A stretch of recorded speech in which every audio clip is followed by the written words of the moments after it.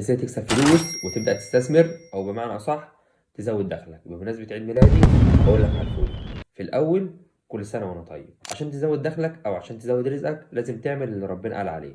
ربنا قال إيه بقى؟ فقلت استغفروا ربكم. استغفروا ربكم إنه كان غفارا يرسل السماء عليكم مدرارا ويمددكم بأموال وبنين ويجعل لكم جنات ويجعل لكم أنهارا. يعني ايه الكلام ده بقى؟ يعني تنزل تشتري صفحة إلكترونية وتفضل وانت قاعد استغفر الله استغفر الله استغفر الله، وهتلاقي ربنا كرمك من وسع بأموال وبنين والجنة كمان. والموضوع ده مهم جدا، وكل سنة وانا طيب. ولو حبيتوا تكسبوا فلوس اكتر وتنجحوا في الاستثمار تابعوني، هساعدكم.